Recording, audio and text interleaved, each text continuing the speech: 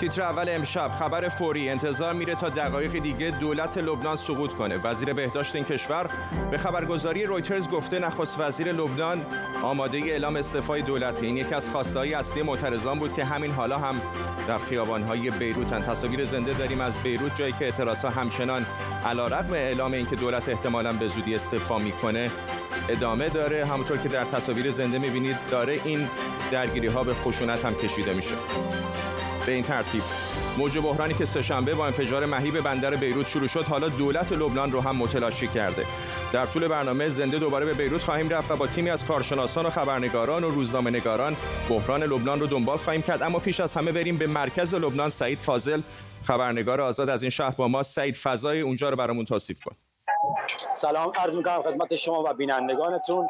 شدت ملتهبه و تا لحظاتی پیش نیروهای امنیتی در این قسمت خیابون جمع شده بودند و به سوی معترضان گاز اشک‌آور شلیک می‌کردن. نوع جدیدی هم بود، چون انقدر قوی بود که اصلا نمی‌تونستم نفس بکشم اینجا، ولی حالا مثل اینکه ترک کردن و نیروهای هلال احمر و صلیب سرخ هم پایین این خیابون ایستادن برای کمک به مجروحان. همونطور که می‌بینید تبادل سنگ و تبادل گاز اشک‌آور بین نیروهای امنیتی و مردم صورت می‌گیره در اینجا. این یکی از خیابون‌های منتهی به پارلمان لبنانه که اکثرا اینجا جمع میشن برای اعتراض، ولی هر از گاهی هم رو به خشونت میره درگیری‌ها. ببین، از دیروز هم تو همون نزدیک‌ها بودی. آیا الان وقتی مقایسه می‌کنیم میزان کسانی که در شهر آمدن در مقایسه با دیروز و پیروز بیشتر شده، کمتر شده؟ حجم خشونت‌ها چطوره؟ در رابطه با روز اول یه مقداری کمتره، ولی در رابطه با روز دوم سوم تقریبا به یه اندازه است. خشونت ها که بستگی به تعریف خشونت برای ما ایرانی‌ها داره. خشونت از جنس خشونت های سال 88 و 96 و 98 ایران نیستش. هنوز کشته گزارش نشده تو این تظاهرات ها. اکثرا به خاطر مشکلات تنفسیه که راهی بیمارستان میشن، به خاطر شدت استفاده بیش از حد از گاز اشک‌آوره که نیروهای امنیتی استفاده میکنن. سعید، مراقب خودت باش. من صدای شلیک گلوله اونجا میشنوم. گمانم این هستش که گلوله های که صداشو میشنوی مربوط به گاز اشک‌آور هست، یا آیا چیزی هستش که معترضان دارن پرت میکنن؟ گاز اشک‌آور و مواد محترقه‌ای است که معترضان پرتاب میکنن رو به خیابونی که بستن رو به معترضان. ممنونم از تو سعید فاضل، خبرنگار آزاد. لطفا مراقب خودت باش، ولی با ما بمون، شاید دوباره به تو بازگردیم در طول برنامه. همونطور که در تصاویر زنده هم می‌دیدید و آنطوری که سعید گزارش میداد، شرایط در دست کم خیابان منتهی به مجلس لبنان بسیار ملتهب هست. تصاویر زنده رو می‌بینید از یکی دیگر از خبرگزاری‌ها که فاصله چندانی با جایی که الان سعید وایساده بود نداره. همون دیواری هستش که به نظر میاد نیروهای امنیتی نصب کردن تا مانع از ورود معترضان به نزدیکی پارلمان بشن. چقدر موفق باشه رو مطمئن نیستم. همونطور که می‌بینید تعدادی از معترضان دارن سعی می‌کنن تا از این موانع عبور بکنن.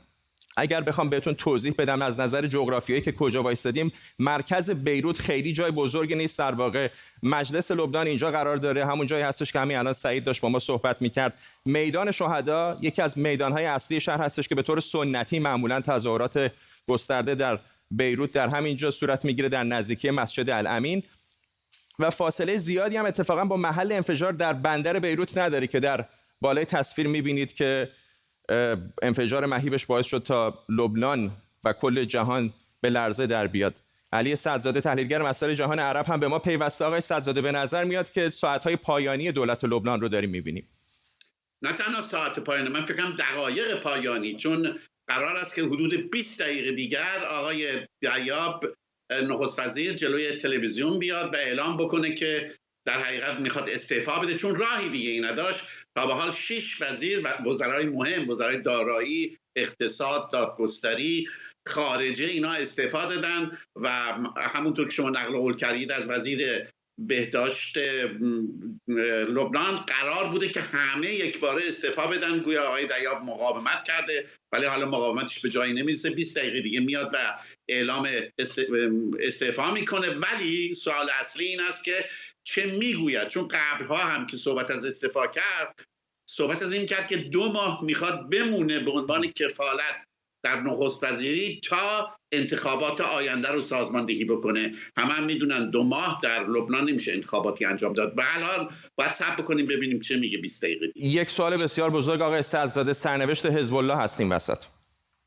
حزب الله مشکل اصلی هست. یعنی در حقیقت این چند روزی که شما تظاهرات رو میدیدید اغلب شعارهای مردم علیه حزب الله است. چون حزب الله واقعا دولتی است در دولت، مقدار اسلحه هاش بعضی ها هستن میگن بیشتر از ارتش لبنان هست و بعضی ها هم حتی حزب الله رو مسئول مستقیم یا بلاواسطه یا با واسطه این انفجار عظیم میدونن. از طرف دیگه به حزب الله نماینده سیاست‌های ایران در لبنان میدونن. به هر حال حزب الله دولتی است در دولت و این دولت ناکارآمد هم دولت حزب الله است عملاً. به همین علت همه میگن که بایستی که حزب الله خلع سلاح بشه. عملاً برنامه‌هایی در سطح بین‌المللی هست، از جمله اینکه سازمان ملل مسئولیت مرز لبنان به اسرائیل رو به عهده بگیره تا دیگه حزب الله بهانه مبارزه با اسرائیل نداشته باشه. بعد ضمناً برنامه جمعی بین‌المللی هم برای خلع سلاح حزب الله به کار گرفته بشه. ولی من فکر میکنم حزب الله مقاومت خواهد کرد. ممنونم از شما علی سعدزاده، تحلیلگر مسائل خاورمیانه. روز پرخبری هست در بلاروس، هم شرایط ناآرام هست. اما قبل از اینکه به بلاروس بریم میخوام تصاویر زنده دوباره بهتون نشون بدم از بیروت. تصاویر زنده داریم، اگر همکارانم بندازن روی دیوار بهتون نشون خواهم داد. بخش‌های مختلف شهر رو میبینید که کم و بیش همه البته نزدیک به هم هستن، نزدیک همون میدان شهدا که محل سنتی تظاهرات هست. میبینید که در واقع موانع مختلفی رو که نیروهای امنیتی گذاشتن تا مانع از این بشن که معترضان به ساختمان مجلس لبنان نزدیک بشن. مطمئن نیستم چقدر دیگه دووم بیارن جلوی این تظاهر کننده ها. همطور که میبینید در یکی دیگر از تصویرها دارن سعی میکنن تظاهر کننده ها از این سد عبور بکنن و به محوطه منتهی به مجلس لبنان نزدیک بشن. انتظار میره تا حدود نیم ساعت دیگه دولت لبنان استعفاش رو اعلام بکنه. اما بریم به جای دیگر از دنیا که اونجا هم آشوب هست. مخالفان الکساندر لوکاشنکو که برای 6مین بار پیاپی رئیس جمهور بلاروس شده، امروز هم به خیابان‌ها اومدن و اون رو دیکتاتور، متقلب و فاسد خطاب کردن. بلاروس سال 1991 از شوروی اعلام استقلال میکنه، ولی در سال 1996 پیمان اتحادی با روسیه امضا میکنه که زمینه رو برای روابط نزدیکتر با مسکو فراهم میکنه. 1994 اولین انتخابات ریاست جمهوری در این کشور برگزار شد و تا به امروز که 6 بار بوده، الکساندر لوکاشنکو تنها پیروز انتخابات بوده. مخالفانش میگن در واقع انتخاباتی در کار نیست و لوکاشنکو فقط نمایشون رو برگزار میکنه. آقای لوکاشنکو به عنوان آخرین دیکتاتور اروپا هم معروف شده. اون بعد از ارتش و مدیریت مزارع اشتراکی و عضویت در حزب کمونیست به عنوان مشاور عالی جمهوری بلاروس انتخاب میشه و بعدش مدیر کمیته مبارزه با فساد میشه و از خودش یک چهره پوپولیستی ضد فساد نشون میده. با استقلال بلاروس مخالفت میکنه، ولی بعد از اون نامزد ریاست جمهوری میشه و بلافاصله سیاست نزدیکی به مسکو رو پیش میبره، هرچند که گاهی هم روی خوشی به غرب هم در این سالها نشون داده. روابط ایران و بلاروس هم از سال 1371 خورشیدی شروع شد. رؤسای جمهور دو کشور چند بار به کشورهای همدیگه سفر کردند و سندهای همکاری زیادی رو هم امضا کردند. گفته شده که بلاروس نقش مهمی در دور زدن تحریم‌ها برای ایران هم بازی کرده، هرچند سندی در این باره وجود نداره. فرانوک ویاچورکا، روزنامه‌نگار اهل بلاروس با ماست. آقای ویاچورکا، پیش از هر چیز میخوام ازتون بپرسم که شرایط الان روی زمین اونجا چطور هست؟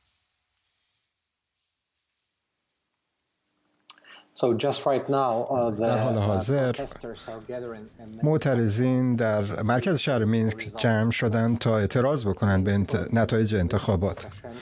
بسیاری از اونها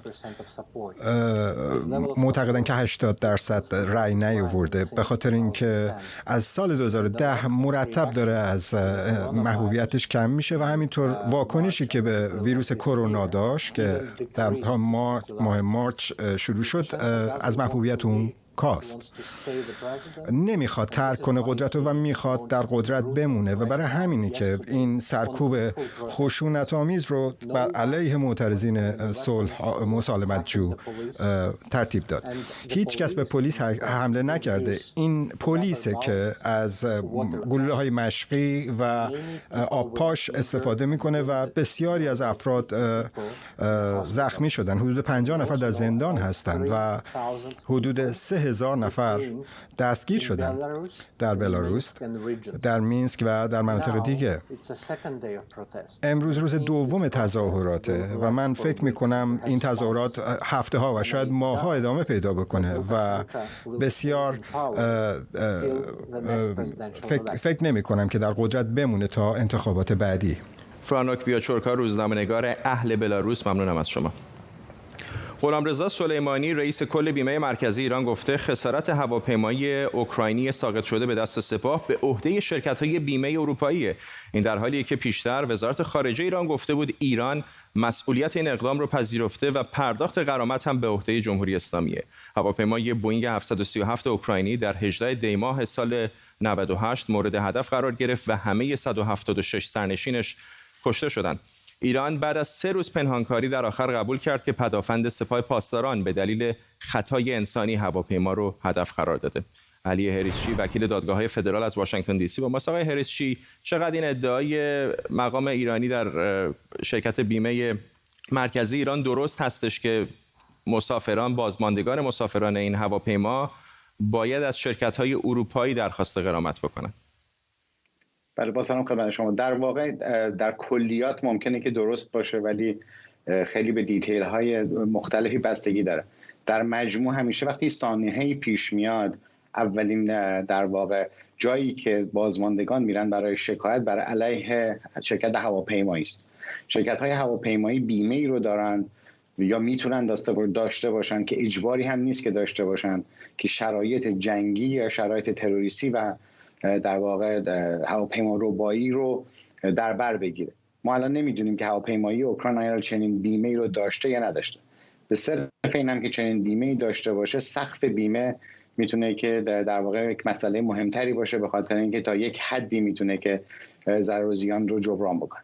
مسئله سوم این هستش که شرکت بیمه فقط مسئولیت‌های مربوط به شرکت هواپیمایی اوکراین رو در بر میگیره و نه مقصرین این سانحه رو که یا سپاه پاسداران هست یا هواپیمایی کشوریان و در مجموع نهادهای زیر نظر حکومت و دولت ایران هست.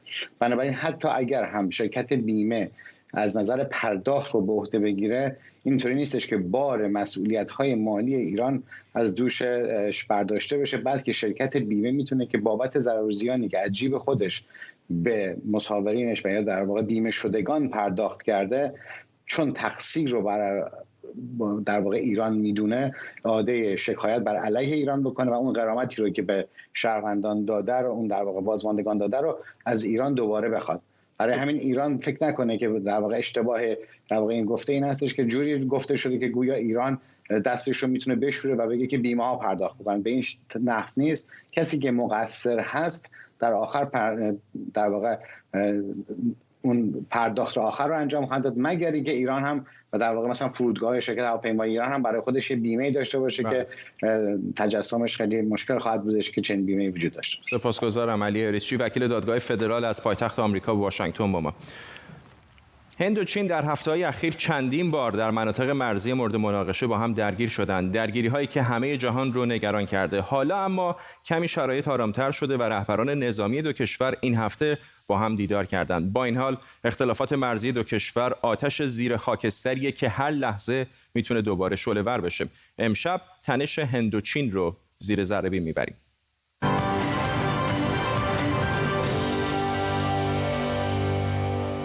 زد و خوردها اینجا اتفاق افتاد. شمال هند در منطقه لداخ هر طرف دیگری رو متهم میکنه که از مرز عبور کرده. شاید باورتون نشه که این میله های میخدار سلاحی بوده که هند مدعی ارتش چین در نبرد ازش استفاده کرده. هند از لحاظ تاریخی دل خونی از این مشاجره داره. دعوا سر این منطقه کوهستانی و تقریباً برهوت برمیگرده به وقتی که هند مستعمره بریتانیا بود.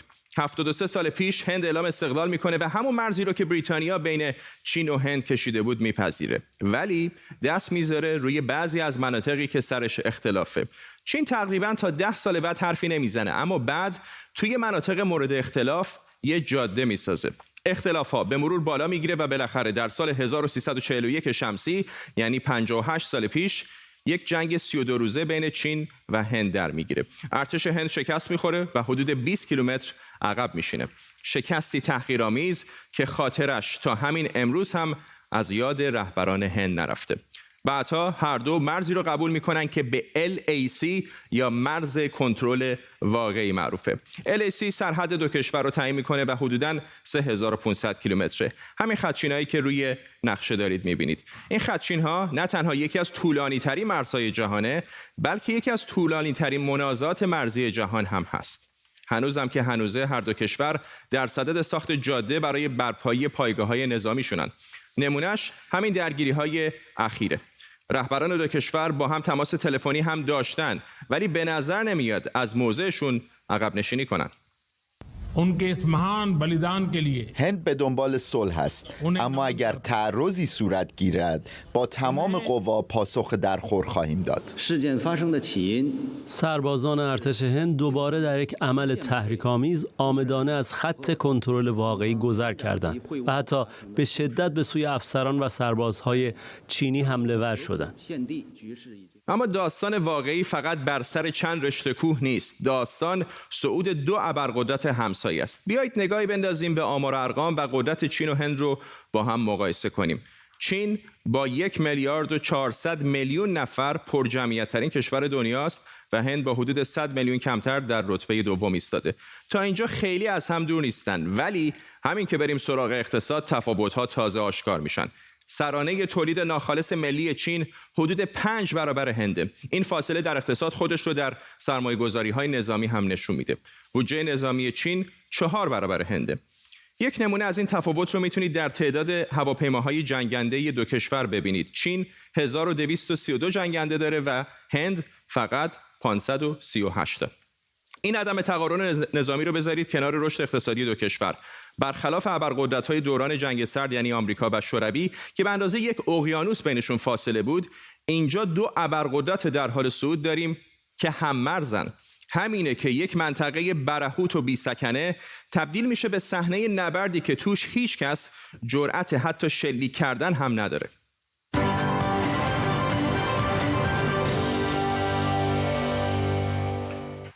بریم به ایران. اتحادیه آزاد کارگران خبر داده که جعفر عظیمزاده دبیر این اتحادیه و چند نفر دیگه از فعالان کارگری به کرونا مبتلا شدند. در روزهای اخیر همینطور خبرهایی از ابتلای 2 زندانی سیاسی دیگه هم منتشر شده. سهیلا حجاب یکی از 2 زندانیه که در اعتراضات دی‌ماه سال 97 دستگیر شد و هرچند مدتی مشمول عفو شد اما دوباره بازداشت شد. دادگاه اونو در مجموع به 18 سال زندان محکوم کرد که 5 سال اون قابل اجرا بود. گفته شده پرونده جدیدی برای او در حال تشکیل با اتهاماتی سنگین‌تر. همینطور خبر رسیده که او بیمار شده و توسط یک زندانی عادی مورد سوء قصد قرار گرفته. یکی از نزدیکان سهیلا حجاب در گفتگوی اختصاصی به تیتر اول گفته که وضعیت او در زندان بسیار نگران کننده است که به دلایل حفظ امنیت چهره اون رو تار کردیم. یکی از زندانیان متهم به فروش مواد مخدر با سهیلا حجاب هنگام صبحانه خوردن بحث میکنه. لیوان شکسته رو به درون شکم سهیلا حجاب فرو میبره و شکم سهیلا حجاب از چند ناحیه دچار پارگی میشه و به خونریزی شدید میفته. سهیلا حجاب رو بلافاصله به بیمارستان منتقل میکنن. سهیلا حجاب چند روز پیش طی تماس تلفنی با من به من تاکید کرد که تحت شرایط خیلی بدی داره زندگی میکنه توی اون زندان و تهدید به قتل شده. زندانی سیاسی زن دیگه‌ای که این روزها خبرهای نگران کننده‌ای دربارش منتشر شده زینب جلالیانه. اون 13 سال پیش بازداشت شد. خانم جلالیان اول به اعدام و بعد به حبس ابد محکوم شد. اون که 13 ساله بدون مرخصی در زندانه، در روزهای اخیر به کرونا هم مبتلا شده ولی به جای درمان اون رو از زندان قرچک به زندانی دورتر یعنی زندان کرمان منتقل کردن. خواهرش در یک گفتگوی اختصاصی با ما درباره وضعیتش چنین گفت: زینب تا همین اواخر زندان قرچک بود. در این زندان به کرونا مبتلا شد. قبل از اونم با بیماری‌های دیگری دست و پنجه نرم می‌کرد. زینب هم ناراحتی کلیوی داشت و هم چشماش دچار مشکل شده بود. سالهاست در زندان به سر میبره. به بیماری‌های زیادی مبتلا شده. در زندان قبول نکردند که او رو تحت مداوا قرار بدن. در حد 1 دقیقه با ما تماس گرفت. گفت زندان کرمان هستم. گفت 2 نفر مسلح کنار او هستند. خواست کردی صحبت کنه اما اجازه ندادند. از صداش معلوم بود که تحت فشاره. به خوبی نمیتونست نفس بکشه. 13 سال زندانیه. میخوان او رو وادار به اعتراف اجباری کنند. میخوان جلوی تلویزیون ابراز ندامت کنه. به او بارها گفتند بیا اعتراف کن. ما به تو مرخصی و هر چیزی که بخوایم میدیم. چون این سیاست کثیفی علیه زینب اعمال میشه. مهری جعفری حقوقدان اینجا در استودیو با ماست. خانم جعفری 13 سال بدون مرخصی باور نکردنیه نه؟ مسئله خیلی مهمی اینجا هست که در رابطه با فعالین سیاسی و مدنی ما خیلی مطرح هست. اینکه متاسفانه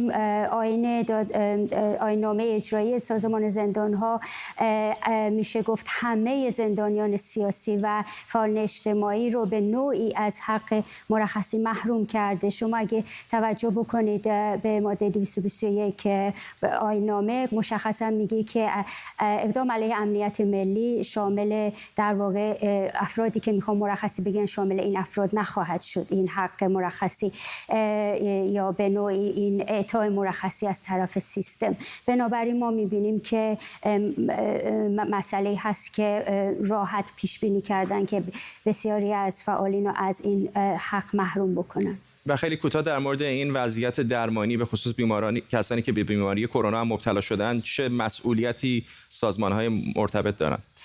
قطعاً به طور مستقیم خود قوه قضاییه و حکومت جمهوری اسلامی مسئول هست برای اینکه زندانی به طور عام در اصل امانتی است دست سیستم.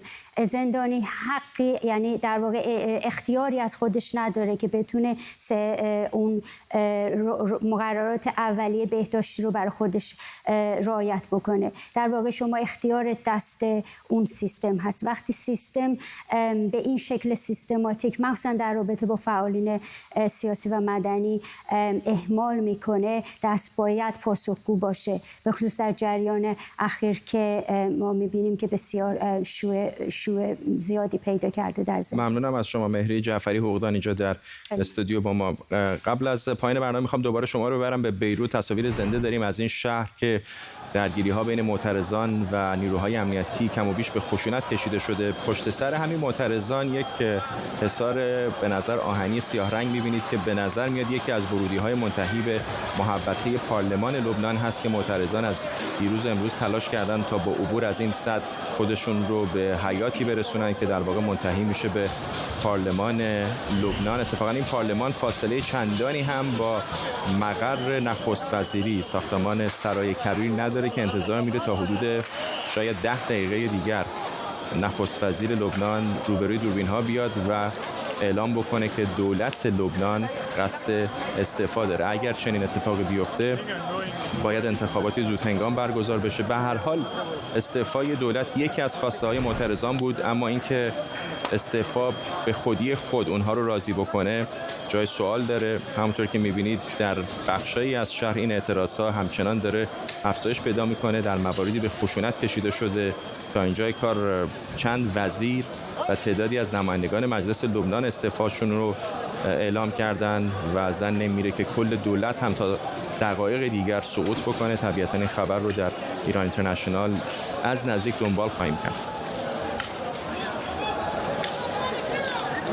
بیننده ایران اینترنشنال هستید. برنامه تیتر اول آنچه می‌بینید تصاویر زنده است از خیابان‌های نزدیک به میدان شهدا در مرکز بیروت، جایی که تظاهرکنندگان برای چندمین روز پیاپی به خیابان‌ها آمدند تا به آنچه که کارآمدی دولت می‌خوانند اعتراض بکنند.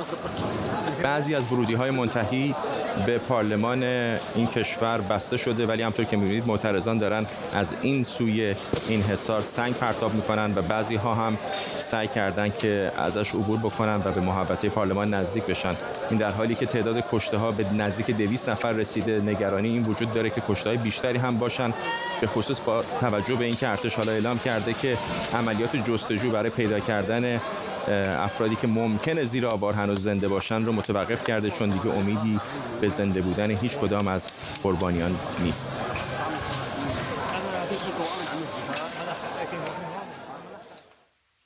احتمالاً متوجه شدید از اوایل صبح دوشنبه پخش برنامه‌های ایران اینترنشنال روی ماهواره یاست قطع شده.